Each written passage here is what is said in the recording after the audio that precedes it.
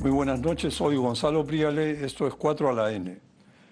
El sistema judicial está compuesto principalmente por el Poder Judicial, el Ministerio Público, el Tribunal Constitucional, la Junta Nacional de Justicia y el Ministerio de Justicia, y la mayor parte de las entidades que lo integran viven de crisis en crisis hace un buen tiempo, dando un espectáculo que deja mucho que desear. Se percibe un gran problema de gestión y las dudas que deja su desempeño en medio de pugnas internas genera la sensación de que en el Perú no hay justicia para todos y que la corrupción atraviesa estructuralmente el aparato y varias partes del sistema judicial. Para conversar sobre estos problemas y cómo encararlos antes que se agraven y sea demasiado tarde para remediarlos, esta noche me acompañan Juan José Martínez, expresidente de Servir y profesor de la Facultad de Derecho de San Marcos, Óscar Zapata, abogado, recién reelecto presidente de Perú Cámaras, y Lucas Gersi, abogado litigante y docente en las Facultades de Derecho de las Universidades Católica de Lima y San Martín de Porres.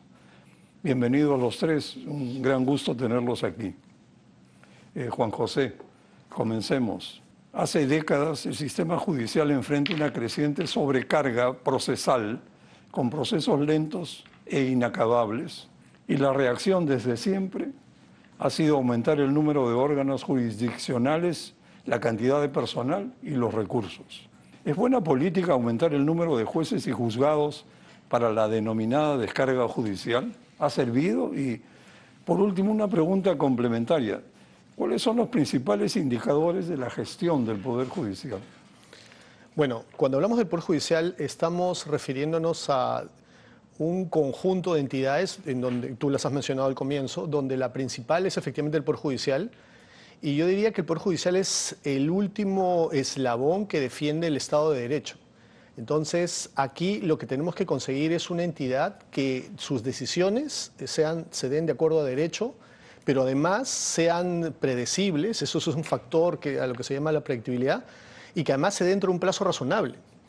Si miramos esos dos temas, ahí, digamos, la justicia peruana podríamos decir que está en debe, porque tiene el serio problema de que ni es predecible, puede pasar cualquier cosa, se puede resolver cualquier cosa en cualquier sentido, eso es un mal extendido, pero además tenemos el tema del tiempo, y yo creo que esos son los dos temas en los cuales debería preocuparnos como ciudadanos en general.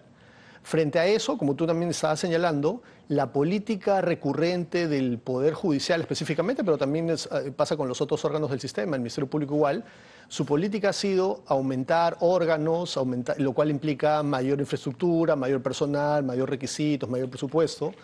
Y el problema que vemos es que, y eso lo podemos, si quieres lo detallamos luego, lo que vemos es que hay un gran aumento de recursos, pero no vemos, y eso ya desde la perspectiva ciudadana, no vemos un retorno a esos recursos que le estamos dando a este conjunto de organizaciones. Óscar, ¿está institucionalizada la corrupción en el sistema judicial o, para ser menos genérico, en parte del sistema y resulta estructural? Yo creo que totalmente y resulta estructural. Quiero empezar por hacer un comentario que más o menos va a graficar el problema, ¿no? Una sentencia en el Poder Judicial puede tardar más que una carrera universitaria, más la maestría. Estoy hablando de 8 años. En consecuencia, dentro de este panorama sombrío, obviamente cualquier cosa puede ocurrir, ¿no?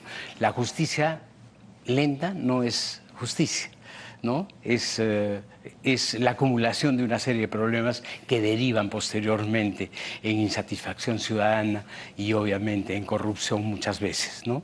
Hoy la justicia en el Perú atraviesa una crisis profunda, pero es una crisis que no solo puede definirse como casos demorados, sino de una percepción generalizada de la sociedad como de impunidad, ineficiencia y desconexión con las necesidades reales de la sociedad.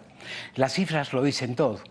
Casi 3 millones de carga concursal, 3 millones de carga concursal sin resolver.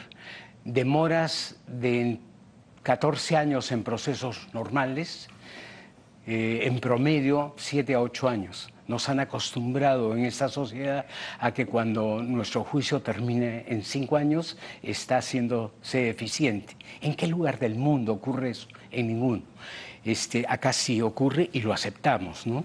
Pero ocurre también lo contrario, ¿no? Que cuando algo se mueve rápido, lo encuentran sospechoso. Venía ese comentario. Y una brecha crítica entre ciudadanos y el sistema. O sea, terrible, ¿no? Y finalmente, esta cifra no es solo un problema del Poder Judicial. Esta cifra es una barrera directa al desarrollo y, en consecuencia, es un problema del ciudadano, del inversionista, de todo el proceso que podría llevarnos a ser un país mejor. Muy claro, Oscar. Lucas, el Estado de Derecho está medio suspendido en el país. Se vive una especie de desarreglo donde el gobierno trata de llegar al 28 de julio del 2026 como sea. El Congreso aprueba normas de interés propio y dicta la política fiscal. Y, por si esto fuera poco, las recientes idas y vueltas de la Junta Nacional de Justicia, la guerra de fiscales y la judicialización de la política no cesan. ¿Estamos ante una especie de colapso del sistema judicial? A ver, antes que nada, Gonzalo, muchas gracias por la invitación. Gracias a ti. De verdad, para mí es un gusto muy grande estar acá con el doctor Martínez, con el doctor Zapata, muy feliz de estar acá, ¿no? Yo creo que el Perú, si bien tiene una institucionalidad golpeada y que a veces parece que se va a detener, la institucionalidad en el Perú también es resiliente y el Estado de Derecho funciona. La justicia en el Perú a veces es ineficiente, a veces hay episodios de corrupción, pero al final es una justicia independiente del poder político y que opera dentro del margen del Estado constitucional de derecho. Es decir, tenemos Estado de Derecho en el Perú. Eso hay que decirlo y hay que reconocer las fortalezas, además de las debilidades, ¿no? Pero mira, a ver, algunas cosas que yo quiero decir, ¿no? Primero, un problema que yo veo, obviamente ya lo han mencionado, es la demora, ¿no? Pero la combinación de demora con falta de predictibilidad es una combinación venenosa. De repente yo puedo tener demora, pero si tengo demora con predictibilidad, esa demora va a ser menos mala. Hay ciertos procesos judiciales, en el proceso laboral, por ejemplo, donde en la fecha de la audiencia el juez te dice, por si acaso la sentencia se va a emitir tal fecha, y se cumple. Entonces, tener predictibilidad, incluso si hay un poquito de demora, eso ya hace que la calidad del servicio sea mucho mejor. Es decir, yo creo que podemos buscar espacios de predictibilidad. Qué bonito sería si yo presento mi demanda y en el cargo de mi demanda ya me dicen cuándo va a ser mi audiencia. Yo creo que un poco de organización puede darnos muchísima más predictibilidad. Que yo pueda saber más o menos para cuándo va a ser la audiencia, más o menos para cuándo va a ser la sentencia, para que no haya este juego pernicioso de apurar o demorar a veces irregularmente, ¿no? Luego, otro tema que yo creo que es muy importante es la estabilidad del juez en su despacho. Yo muchas veces tengo procesos judiciales donde resulta que en enero hay un juez y en junio hay otro juez y de repente en septiembre es otro y en una sola instancia pasan 5 jueces antes de que se emita sentencia. Eso genera una inestabilidad muy grande y genera demoras porque de repente hay una audiencia, el juez 1 es el que te escucha, pero la sentencia ya no lo dicta el juez 1, sino el juez 3. O sea, ¿para qué te escuchó el juez 1 si es el 3 el que va a sentenciar? Es decir, tiene que haber un trabajo muy importante en reducir la cantidad de cambios constantes de los magistrados, ¿no? Y eso nos lleva al problema de la provisionalidad, que es un problema que siempre está. O sea, estos creo son algunos de los temas. De repente en la siguiente intervención Claro, amplío un poquito más. Sí, vamos a tener tiempo, pero un comentario interesante tu optimismo respecto a que las cosas son resilientes y el Estado de Derecho está ahí, pero para algunos no está tan ahí. Por ejemplo, el sector minero formal tiene serios problemas. Esa es una cosa La seguridad terrible. ciudadana también, yo no sé, la ola delincuencial que no tiene manera de parar. Eso es pues Esa es una manifestación Es una justamente manifestación de que el Estado de Derecho y el sistema en general limitadamente, ¿no? funciona así, exacto. Entonces, el balance es complicado, pero no hay que perder el optimismo, ni dejar de ser realistas. Juan José, está instalado el clientelismo y la falta de independencia de los magistrados, jueces y demás por la injerencia política que se traduce en designaciones partidarizadas en el sistema judicial. El principal problema, creo yo, desde el punto de vista del personal en general, porque cuando hablas de sistema judicial y hablas de poder judicial o hablas de Ministerio Público, tienes dos grandes grupos que además están divididos en sistemas diferentes. Tienes a los magistrados, que tienen reglas especiales y hay una carrera de los magistrados, y tienes al personal, que es el personal jurisdiccional o el personal de apoyo de estas personas, que están bajo diversos regímenes, ¿no? Que son 728, 12276 o son CAS. Yo diría que en general los nombramientos siguen las reglas que corresponden, pero hay un problema en cuanto a si estamos seleccionando correctamente a las personas que son magistrados y a las personas que son el grupo de personal de apoyo a su labor jurisdiccional. Ahí creo que tenemos una brecha que en general refleja lo que pasa en el sector público en general. No tenemos necesariamente al mejor personal posible, porque además en este tema, en el jurisdiccional, necesitamos inclusive personal más calificado, porque como decía al comienzo, ¿no? Ellos son el sistema judicial es la última barrera que garantiza el funcionamiento y la eficacia del Estado de Derecho. Eso es un punto importante. Oscar, por favor, un comentario tuyo respecto al atraso tecnológico del sistema de justicia procesal. En esta era tecnológica de virtualidad, de inteligencia artificial, al alcance de todos, ¿cómo estamos? Linda pregunta, y antes que hacer un comentario al respecto, quiero regresar un poquito a los comentarios anteriores, ¿no? Diciendo que esta crisis de justicia no solo está encapsulada dentro de lo que es el Poder Judicial, se filtra a cada rincón del país, a todos, absolutamente a todos. Permea, ¿no? Permea, limitando nuestra capacidad de crecer, limitando nuestra capacidad de atraer inversiones, limitando nuestra capacidad de construir confianza. Y la base de una sociedad para crecer, para invertir, para desarrollar, es la generación de confianza, ¿no? Entonces, ¿cómo puede un empresario invertir en una sociedad que no tiene tranquilidad jurídica, sabe que un litigio simple le puede tomar 7 o más años, ¿no? Afortunadamente lo digo, este país ha desarrollado un sistema arbitral eficiente, ¿no? Muchos de los procesos, por no decir todos los procesos con el Estado, derivan a unos tribunales arbitrales. En otras palabras, es la privatización de la justicia. Esos inversionistas que vienen acá en búsqueda de inversión y que tienen que tener predictibilidad a sus inversiones, miran el proceso arbitral como una salida a esta crisis de la justicia. No obstante, muchas de las entidades del Estado se encargan dramáticamente de interferir en lo que significa la justicia arbitral, poniéndole trabas y complicaciones, tratando de que sea más larga y compleja, ¿no? Regresando a lo que tú me decías, sí, efectivamente. Lo que pasa es que el Poder Judicial está tratando de administrar justicia con reglas del siglo pasado y estamos en el siglo XXI, ¿no? Todavía en este país se tienen expedientes cosidos, todavía en este país se hacen las notificaciones físicas, ¿no? Mediante un motociclista, y si son de una región a otra se envían en comité número 4, por no decir TEPSA, ¿no? Todavía en este país existen esos atrasos tremendos, ¿no?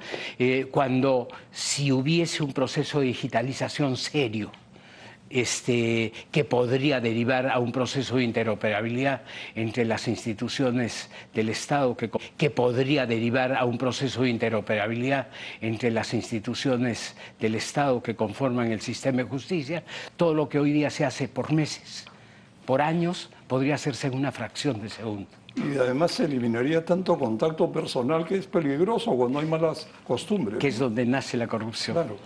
Te pongo el expediente arriba Sí, para por resolverlo supuesto. primero por algún favorcito.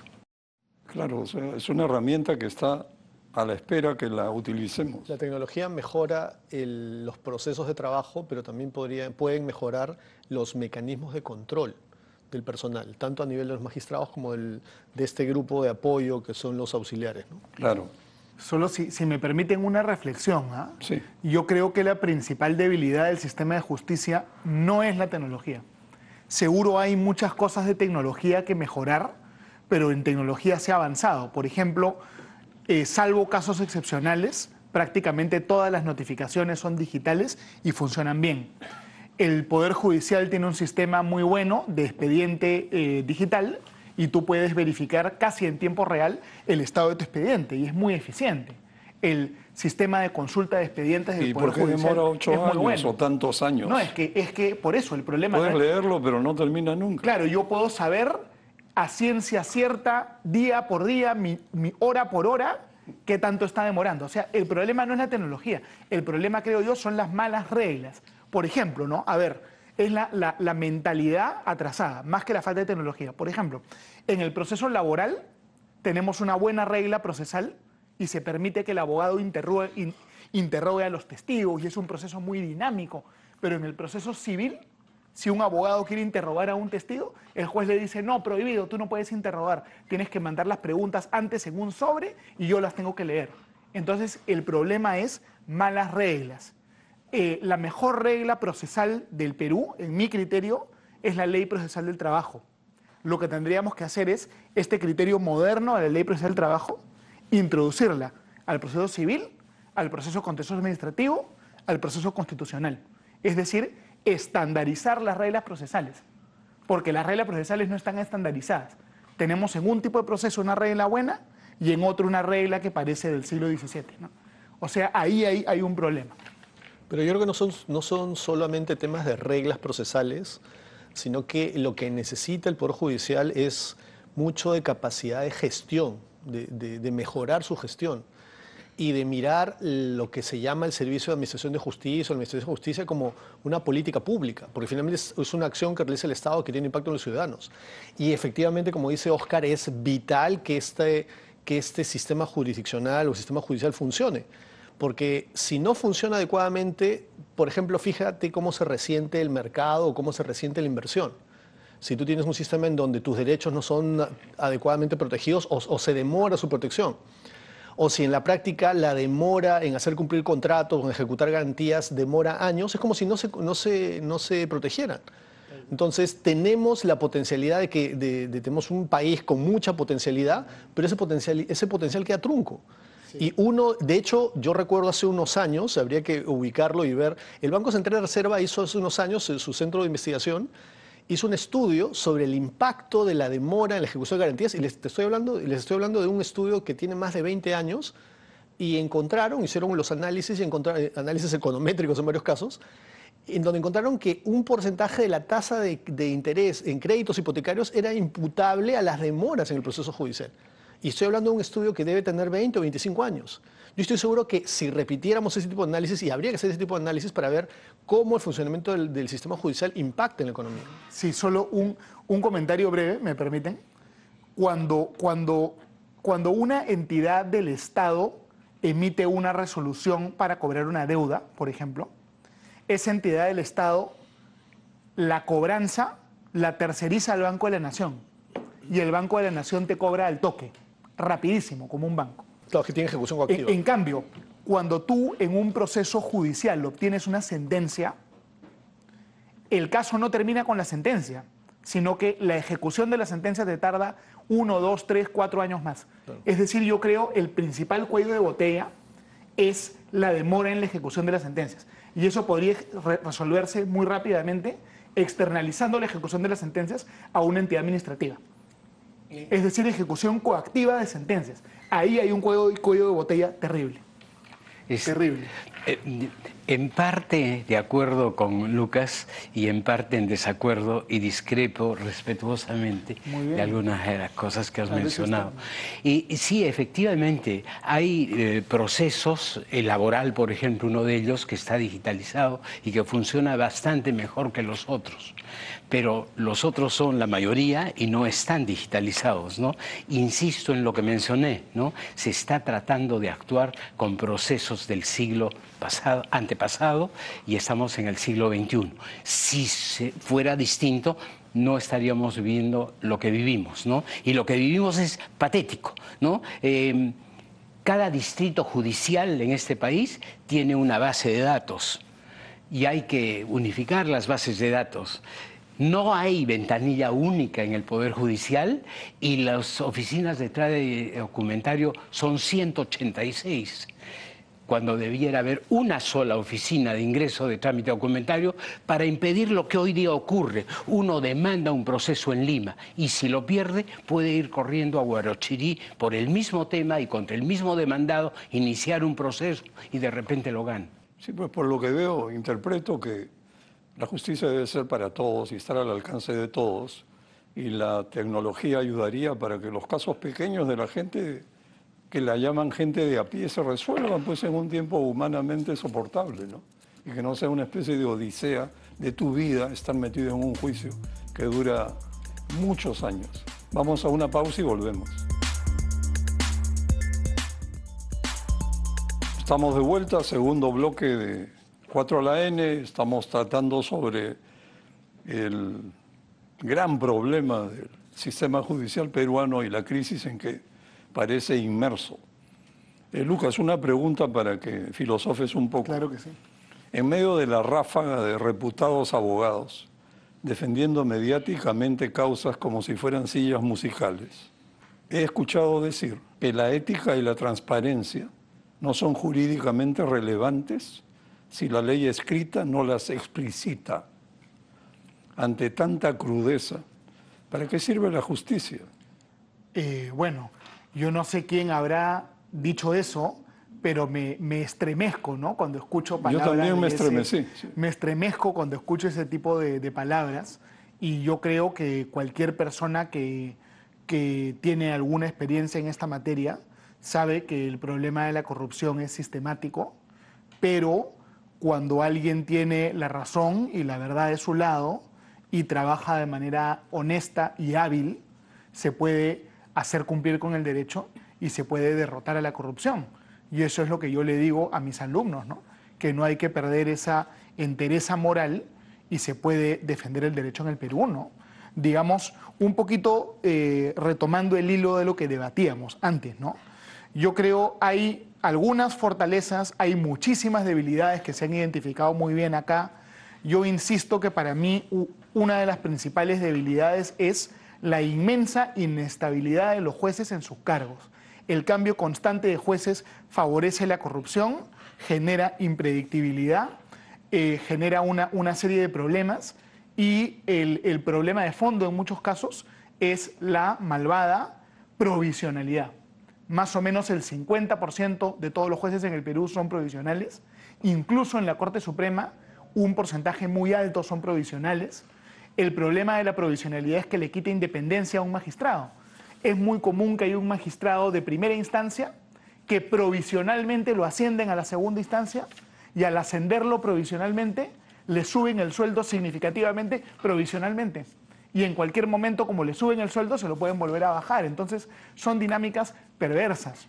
Tenemos que exigir a la Junta Nacional de Justicia resultados, ¿no? La Junta Nacional de Justicia es una institución históricamente fracasada, porque no cumple su rol principal, que es designar a los magistrados titulares. Ellos son los que están en mayor falta. La verdad que es un papelón, ¿no? Que después de haber pasado décadas con este problema de la provisionalidad, seguimos con el problema de la provisionalidad, ¿no? O sea, ahí hay un tema muy grave que tenemos que atender. Otro problema, Juan José, es un problema, hay un problema con los sueldos bajos o la falta de presupuesto en el Poder Judicial.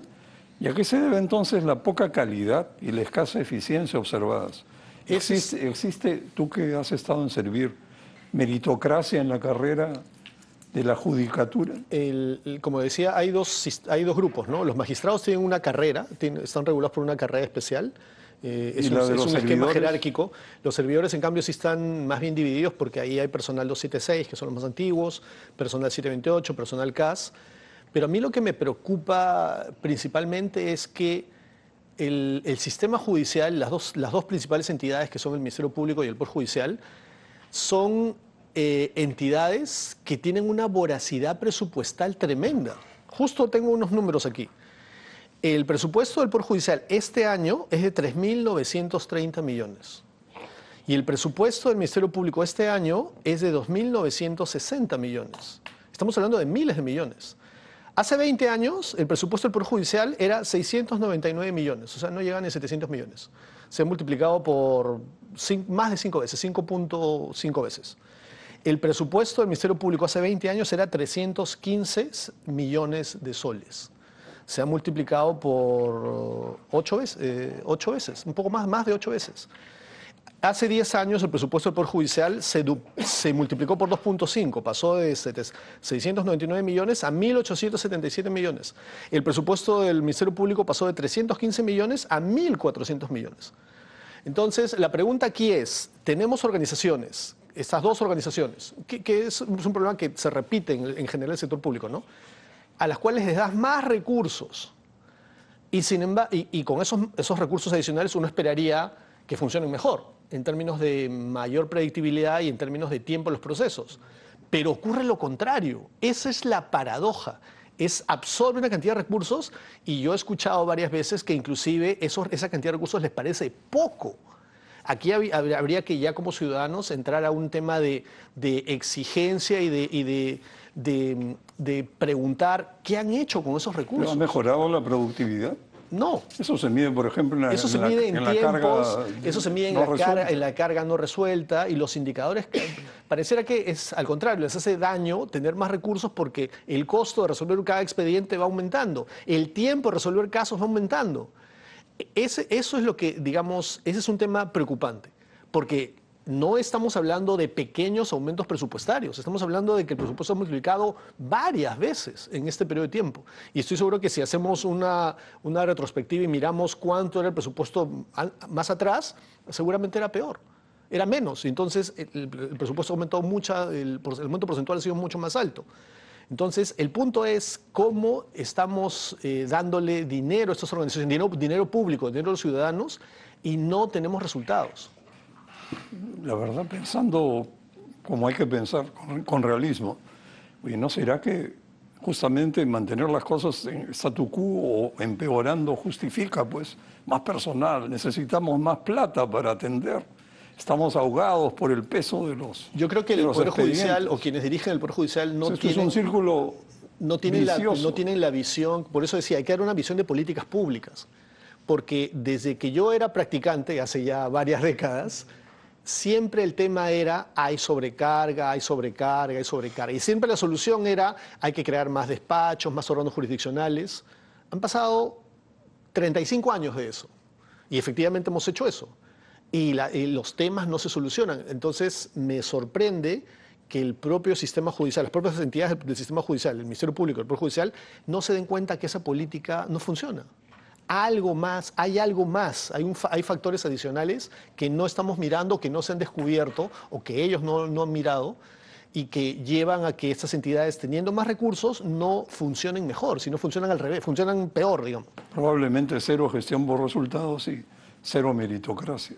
Combina eso y tienes un como resultado. digo, esta mirada de que no son expertos necesariamente en el tema de políticas públicas, no hay que tener esa mirada de política pública que es diferente. Más adelante vamos a hablar de política pública para el sistema. Lucas, en el Perú, cada vez que un problema nacional de los de siempre, ¿no?, como seguridad, agua y desagüe, salud, educación, justicia, se agudizan y entran en crisis, se declaran en estado de emergencia, se cambia de nombre a las instituciones o a los ministerios a cargo, se anuncian medidas que no tienen efecto y al poco tiempo todos ya nos olvidamos, o se crean comisiones de alto nivel para resolver esos problemas.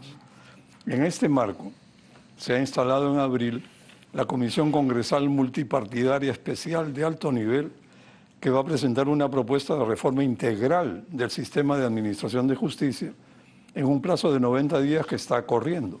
Como antecedente, recordemos que el 2018 bajó Vizcarra, se creó en reacción al escándalo de los cuellos blancos del puerto, la Comisión de Reforma del Sistema de Justicia que presidió Alan Wagner, que produjo el reemplazo del Consejo Nacional de la Magistratura por la Junta Nacional de Justicia y promovió la aprobación de leyes de transparencia para jueces y fiscales. Pero la Comisión Wagner entró en declive, nunca fue institucionalizada.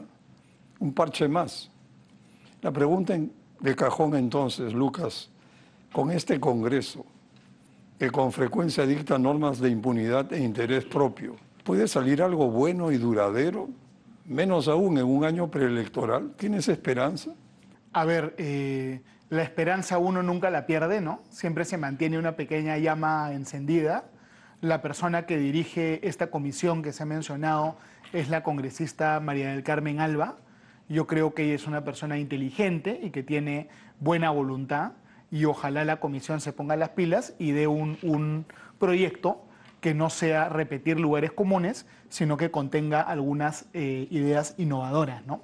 Yo quiero destacar lo que se mencionó hace un rato, que no hay pensamiento de políticas públicas en el sistema judicial, y eso es absolutamente cierto, ¿no? Digamos, el juez no tiene idea de políticas públicas, no tiene idea de economía. Yo creo que sería una buena medida dar algunas charlas de economía y gestión básica para todos los jueces, ¿no? Lo que se hizo en Estados Unidos en los años 60, que se le enseñó economía a los jueces, Richard Posner en la Universidad de Chicago hicieron una comisión famosa, se llamaba el Plan Manny. Y el Plan Manny, M-A-N-N-E, le dictó clases de economía a todos los jueces federales en Estados Unidos, y se considera que eso cambió la forma de funcionar del Poder Judicial en Estados Unidos. Eso, ¿no?, se podría hacer aquí con la Academia de la Magistratura. Sería divertido, sería interesante, ¿no? Sí. A ver, pero suena muy bien. A lo que voy, ¿no? Porque un ejemplo de esto, yo creo que hay reformas del sistema de justicia que en realidad son contrarreformas.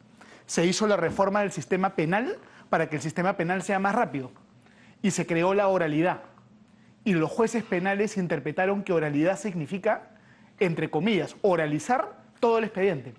Entonces, ¿cómo es un proceso penal hoy día? Si tú tienes un expediente de 5.000 o 10.000 páginas, te las leen todas. Tienes que leer las 10.000 páginas. Y una vez hubo un juez que dijo, por economía procesal, yo ya tengo el expediente, no me leas lo que está, sino que resume y hacemos un debate, y a ese juez le declararon nulo su caso penal. Es decir, lo que es bueno en teoría, por la mala mentalidad, se convierte en un desastre. Entonces, hay reformas que en realidad son contrarreformas.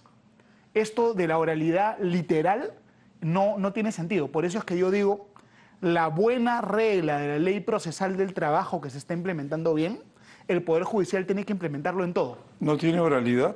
La ley procesal del trabajo tiene oralidad, pero tiene una buena oralidad. No es como la penal, ahí no leen el expediente, ahí se permite un debate ágil. Y lo más importante, ahí el juez número 1 tiene facultades para conciliar. El juez, hay una audiencia donde te dice, oye, ponte de acuerdo, ¿no? Te lleva a conciliar. Después el juez te dice con anticipación en qué fecha te va a dictar sentencia. Eso es lo principal, que haya una audiencia preliminar y que en esa audiencia preliminar el juez te diga, por si acaso, yo voy a resolver en esta fecha, para que tú ya tengas un cronograma y no estés sometido a la inestabilidad absoluta, ¿no? Yo quiero agregar algo y tal vez retroceder un poquito en un aspecto que es fundamental y que no se ha tocado a fondo, que es, no es un tema que solo se trate de tecnología. También necesitamos hacer una revolución silenciosa en la formación de los cuadros judiciales. Como bien dices, hay que formar a los jueces, pero no son los jueces los que van a administrar el aparato público. Ellos están dedicados a la judicatura. Son los gerentes generales, son los gerentes y los directores de administración de estos organismos públicos que tienen que llevar... El Poder Judicial se autogobierna. Sí, pero tiene sus gerentes generales. Pero tiene todo un aparato administrativo, tiene todo un aparato tecnológico que no cumple bien sus funciones y que debiera cumplirlas, ¿no? Imagino por un momento qué ocurriría si el día de mañana el Poder Judicial decide contratar una consultora internacional gigantesca de estas como McKinsey o Boston Consulting Group o Bain o cualquiera de ellas y les dice, oye, tienen un año para digitalizar y que esto interopere. Y lo hacen. Pero no hay la voluntad política de hacerlo. Y esa voluntad política que no existe está condicionada al conocimiento. Y te voy a dar algunas cifras que lo reflejan meridianamente bien. Tú hablabas de que el presupuesto es insuficiente o lo exigen su incremento para lograr la eficiencia. La productividad de los jueces hoy día, mejor dicho, hablemos en genérico, la productividad de los servidores públicos, cuando tú divides el número de causas con el total de los servidores públicos dedicados a la justicia, cada uno tiene 6 causas por mes. Cuando tú haces la misma proporción, por ejemplo, en temas de procesos en las cumbres del Poder Judicial o en las del Tribunal Constitucional y divides el número de causas que cada uno de los magistrados tienen a su cargo en un periodo de un mes, es 1,68. Es decir, no hay ninguna competitividad, no hay ninguna eficiencia. Yo creo que los recursos que se entregan al Poder Judicial son más que suficientes. Es decir, el Poder Ejecutivo debería comprimir un poco esos recursos y exigir más eficiencia. Oscar, una pregunta para redondear, pero breve porque estamos con pocos minutos por delante. ¿Qué es primero? ¿Encarar el tema humano e invertir en talento con meritocracia o cerrar las brechas tecnológicas y modernizar la Yo creo justicia? que es paralelo. Los dos asuntos son paralelos, porque no podemos seguir formando profesionales solo en el plano jurídico o en el plano administrativo. También tenemos que formarlos en el plano ético, estratégico. Tienen que tener competencias digitales, tienen que tener competencias, una visión social, O sea, una son visión dos tareas económica. que hay que encarar simultáneamente. Simultáneamente. Juan José, una pregunta más. Resolver el problema de la justicia en el Perú, generar transparencia, predictibilidad y credibilidad, es una tarea de largo plazo, puede tomar quizás décadas. Pero para esto se necesita una política de Estado, como comentaste hace un rato, bien pensada, pero blindada de los cambios de gobierno y de los funcionarios que van cambiando, y también de la injerencia política. ¿Crees posible lograrlo? ¿Cómo se puede blindar una política de Estado sobre justicia para que sea duradera y exitosa? Yo creo que, como decía Lucas también, una cosa con la que hay que dotar a los magistrados, sobre todo en los más altos niveles de la gestión y del gobierno, porque el gobierno del Poder Judicial es autónomo, ellos mismos, la máxima instancia es la Corte Suprema, y luego tienen el Consejo Ejecutivo, pero prácticamente todos son magistrados ahí. Entonces necesitan ese conocimiento de enfocarse y darse cuenta que esta política que tiene por lo menos 30 o 40 años de generar más órganos jurisdiccionales y hacer que el aparato jurisdiccional crezca, no está funcionando. Entonces hay algo más. Yo creo que el punto clave es generar predictibilidad. ¿Y cómo generas predictibilidad? Teniendo mejor calidad de personas. En calidad no solamente en idoneidad técnica, sino también en idoneidad ética. Entonces, los mecanismos para seleccionarlos y también para filtrar y cernir a los que ahí están deberían funcionar. Lo otro es que les falta, creo que también, mirada estratégica, porque hay muchísimos casos judiciales, tanto a nivel civil, penal o laboral, que son lo que podemos llamar casos nimios, casos que ni siquiera debieron plantearse. Hay casos en que deberían archivarse, como dicen los juristas, liminarmente, de plano, sin mayor análisis, porque es evidente que ahí no debería generarse un proceso. Ese es un tema que está generando también gran sobrecarga, ¿no? Y entonces no hay ese criterio. Pareciera ser que ante una denuncia o ante una demanda hay que tramitarla sí o sí y agotar todas las etapas, todos los niveles en el proceso.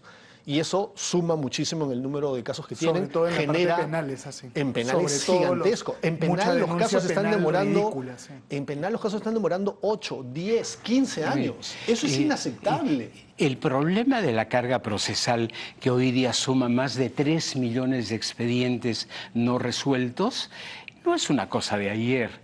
Es decir, se han tenido que dar cuenta cualquier persona que tenga 3 dedos de frente Pareciera de que que algo no. no funciona acá.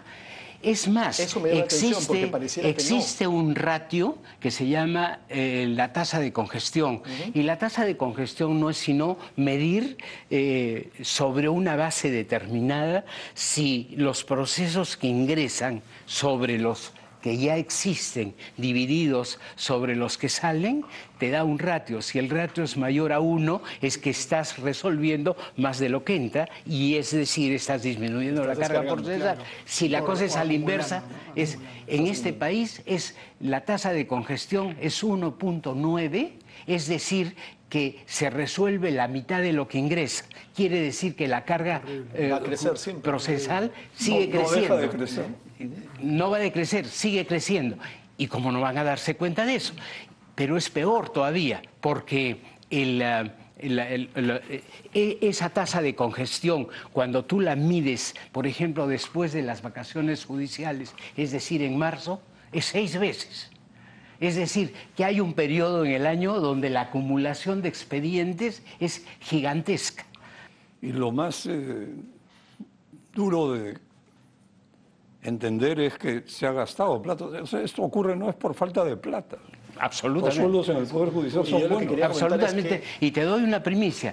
Existe hoy día un crédito del Banco Mundial que viene operando y que acabo de leer hace poco que felizmente el Poder Judicial ha finalmente, después de 4 años de administración del crédito, ha aceptado los términos de referencia para poder desarrollar un sistema que permita la digitalización y el procesamiento digital. Bueno, vamos a una pausa y regresamos.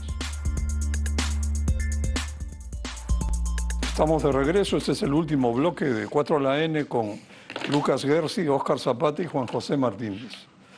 Lucas, ¿qué aspectos de una reforma del sistema judicial priorizarías o consideras cruciales? A ver, creo que un tema relevante, que yo lo converso con abogados y hay, creo, un consenso, es que el periodo de gestión del presidente del Poder Judicial es demasiado corto, es solamente de 2 años, y de esos 2 años hay de repente un periodo de tiempo donde se discute quién va a ser el próximo presidente, entonces distrae enormemente. Yo creo debería ser más largo, podría ser 3 años, 4 años, hasta 5 años, porque un periodo de gestión tan corto ya te complica grandemente, ¿no? Otro problema muy grande es que la carrera judicial no es atractiva para la gente que tiene las ganas, el talento, la energía. Yo pregunto a mis alumnos, ¿no? ¿Cuántos quieren ser jueces? Aquí, una persona de 40 levanta la mano, cuando en otros países de 40, 39 o 38 son los que levantan la mano. ¿Por qué se da eso? Porque el juez no es respetado, se le trata muy mal, control interno todo el tiempo está detrás, permanentemente la Junta Nacional de Justicia hacen evaluaciones, le ponen nota a su sentencia como si fuera un estudiante, lo mueven de un juzgado a otro como un muñeco de trapo. Entonces también hay que prestigiar esta carrera, ¿no? Hay que ser muy duros con la corrupción, pero prestigiar esta carrera, moverlos menos, respetar más su independencia, exigir una formación permanente, que yo creo debería ser obligatoria, introducir reformas como calendarización, ¿no? Básico, tener calendarización, decir de antemano cuándo va a ser tu sentencia, cuándo va a ser la audiencia, y así poco a poco se va mejorando. Yo coincido, el problema no es el presupuesto, es la cultura institucional. Muy bien, Juan José, es clara la necesidad de tener un ministerio público independiente con fiscales imparciales. ¿Cómo resolver la carencia de institucionalidad en la Fiscalía, donde hay bandos enfrentados en pugna constante? ¿Se necesitaría una reestructuración radical? Básicamente, acuérdense que a nivel de fiscales supremos no tenemos el número completo de fiscales supremos. Ese es un tema, como también ya se había mencionado, en donde hay que, la Junta Nacional de Justicia tiene que completar su trabajo y hacer el esfuerzo de designar ahí fiscales supremos idóneos. Ellos van a romper el equilibrio que se están dando en este momento. Ese punto es clave, ¿no? Ese punto es clave. Oscar, ¿tú encuentras conveniente cambiar el sistema de elección o designación de los jueces de la Corte Suprema? No, yo creo que está bien como está. Insisto, el problema no es un problema de judicatura, el problema es un problema de administración y procesos, ¿no? Modernizar el sistema de justicia... Pero los jueces no son responsables de los resultados de la administración. No. Ellos seguían, yo pienso que sí. ellos seguían por procesos que Para decir existen. algo agresivo, ¿son figuras decorativas? No, ellos se encargan de lo que es la justicia. Ellos administran las leyes para administrar Pero si justicia. ellos se dedican a administrar justicia y los que operan abajo no rinden, Pero no va a haber buenos resultados. te lo pongo de otra manera y te lo digo con conocimiento de causa porque yo participé en el desarrollo del sistema de administración de expedientes, no solo en el Perú, sino en República Dominicana, en el Tribunal Constitucional cuando fui secretario general. Y ahí funcionaba bien porque había un sistema que se llamaba de gestión de expedientes. Tú tienes los procesos muy bien articulados y llega a manos de un juez y el juez estudia y decide respecto de lo que estudia. No decide respecto de, oye, cómo se notifica, cuándo se convoca la audiencia, por qué se hace eso. Eso está normado y esa normatividad dentro del Poder Judicial no funciona y no funciona muy bien. Yo creo que modernizar la justicia y el sistema no es una opción jurídica, es una obligación moral. Porque no va a haber desarrollo sostenible sin un sistema judicial eficiente, transparente y confiable. ¿Puedo rescatar una idea tuya, Oscar, muy buena, me ha parecido? Digamos, tú has dicho algo que yo creo que es brillante, ¿eh? Tú has dicho que el juez no debería programar la audiencia, sino que la audiencia la debería programar un sistema. Acá el problema es que la audiencia, ¿cómo se programa? Una persona con un calendario intenta cuadrar, o sea, una herramienta de repente de inteligencia artificial podría, todos los casos, automáticamente asignarles una audiencia y automáticamente notificar. Pero sin y el juez duda. trabaja con eso, o sea, una herramienta de tecnología haciendo eso sería una cosa tremenda. Además, yendo al extremo, una herramienta de inteligencia artificial, estoy ya diciendo en medio de una broma, podría reemplazar a los jueces. Eso lo dudo. Eso sí, difícil. ¿no? Pero, insisto, ¿no? Modernizar la justicia no es una opción técnica, es una obligación moral y es no tan difícil de hacer. El principal tema es generar predictibilidad. Porque si tú sabes que tienes una controversia y la misma controversia, una controversia igualita, ya la resolvieron antes y al que tenía la misma argumentación o la misma posición que la mía, ya le dijeron que no voy a litigar. Parte del problema es que, y creo que eso también se asocia a la cantidad de órganos jurisdiccionales, es que uno juega.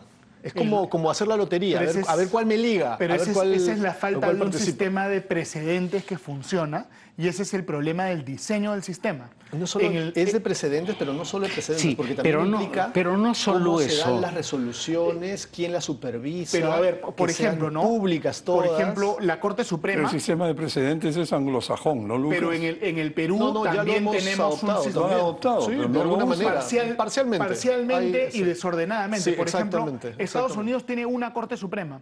El Perú tiene una Corte Suprema que en realidad es más de... Es como si fueran 8 o 9. Son varias, porque depende de la las salas. Suprema tiene varias salas. O sea, Sí, dependiendo eso de es si yo cierto. caigo en la sala A o en la sala B, el lineamiento jurisprudencial va a ser distinto. Y la gente decía, ¿no? La sala del vocal A es de una forma y la del vocal B es de otra forma y dependía de la suerte. Eso es lo que de yo cuál le caiga. llamo jugar a la lotería, porque, a ver, me puede caer en uno o en otro. Entonces, eso incentiva el litigio. Debería tener Y una hay sala que única. La Suprema. desincentivar el Pero litigio. Ese es el tema. cualquier transformación demanda la participación de todos. Esto no es una responsabilidad solo del Poder Judicial.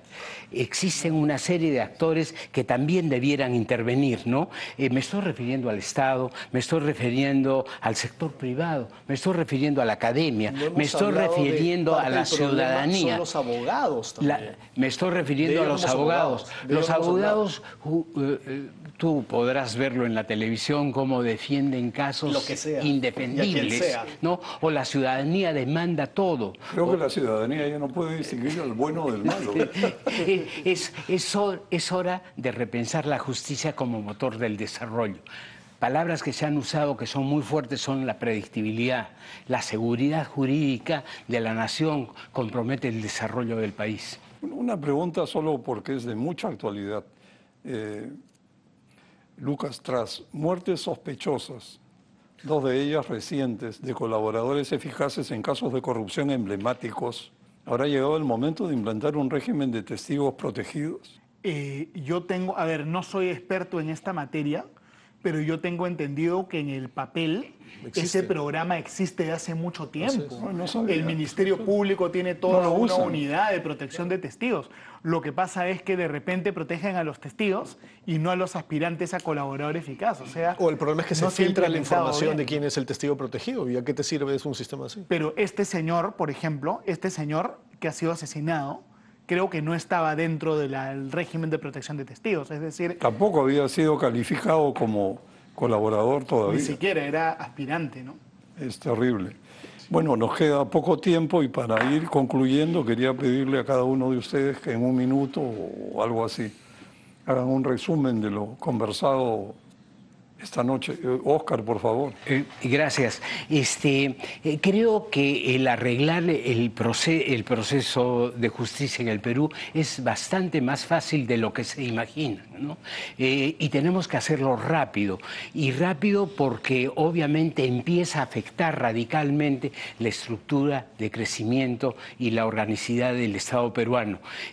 Hoy día no podemos estar sometidos a que los procesos judiciales o no, los procesos en general puedan ser, una vez terminados, no reconocidos como cosa juzgada. Se vuelven a reabrir y se vuelven a reabrir. Estamos viviendo el caso patético de lo que le ha significado al Banco de Crédito una multa de 1.700 millones en un proceso administrativo cuando era un caso cerrado. Estamos viviendo con la misma situación patética los casos de la señora Fujimori, que se le abren los juicios hace 22 años. Estamos viendo el caso de otros actores de la política peruana donde los juicios son interminables y eso no puede ocurrir en un país que se respeta. Lucas. A ver, a mí me ha gustado mucho esta conversación porque creo que desde diferentes miradas todos hemos tenido posturas complementarias y yo creo que hay que pensar fuera de la caja, ¿no? No hay que tener miedo de ser un poquito revolucionarios porque en el sistema de justicia hay mucho ultraconservador que dice que todo es perfecto, que no hay que cambiar nada y que solo hay que dar más presupuesto. Si seguimos con esa mentalidad que tienen muchos, nos vamos directamente al fracaso, ¿no? Tenemos que, digamos, modernizar las reglas procesales, acabar con la provisionalidad, acabar con la ratificación, de repente obligar a los jueces a estudiar, ¿no? Obligarlos a estudiar, hoy día no están obligados a estudiar, y luego cosas más ambiciosas, ¿no? ¿Por qué no tener una Corte Suprema con una sola sala que de verdad dé predictibilidad? Yo sí creo que habría que estudiar otros mecanismos para designar jueces supremos, ¿no? De repente a través del Congreso, inclusive, a nivel supremo, ¿no? Y pensar de qué manera fortalecer el Estado de Derecho en el Perú para que los mejores estudiantes de las mejores facultades trabajen para ser jueces, ¿no? Y sea un honor y un premio ser juez en el Perú. Yo me pregunto cómo sería posible que se logre modernizar el sistema de justicia, como hemos mencionado aquí tantas veces, cuando los encargados de hacer la modernización no se caracterizan por tener una mentalidad moderna que digamos. Ahí hay dos Suena temas, muy ¿no? difícil. Ahí hay dos temas. Yo enfocaría Y dos serían cosas. tus palabras finales también. Bueno, sí. Sí. Yo diría dos temas, ¿no? Hay que, a los órganos de gobierno del Poder Judicial, del Ministerio Público, que replanteen lo que tradicionalmente vienen haciendo, que es, buscan supuestamente solucionar el problema de lentitud, de demora de procesos judiciales y resolver más casos, expandiendo lo que se llama la oferta judicial. Y eso claramente no funciona. Hay que revisar eso ya. Y lo segundo, que para mí creo que es el punto clave, es generar todos los medios y mecanismos para promover la mayor predictividad posible en el sistema judicial. Porque si hay predictibilidad, eso por sí mismo podría disuadir a muchas personas en litigar. Y eso ayudaría en bajar la carga. Eso es lo que no tenemos. Entonces, ahí es donde este problema se retroalimenta. No hay predictibilidad, entonces me la juego y entonces hay más carga, planteo más casos. Y si encima la gestión es ineficiente, encima nos demoramos por todos los factores que hemos visto, esta es una bola de nieve que se va incrementando. Entonces, ahí hay que ponerle coto, o desde ahí hay que enfrentar estos temas, ¿no? Reducir demanda. Es decir, Atacar demanda fortalecer la conciliación. En algunos casos, que el Estado no te subsidie tu proceso, sino que pagues lo que te cuesta Sí. cuando esté justificado. Pero eso ya para la siguiente. Porque Que esa es tiempo otra no- discusión, que probablemente Claro. el litigar está subsidiado en el Perú, ¿no? Les agradezco mucho a ustedes por su participación y muy buenos consejos para el país. Gracias, Óscar Zapata, Lucas Gersi, Juan José Martínez. Muy buenas noches.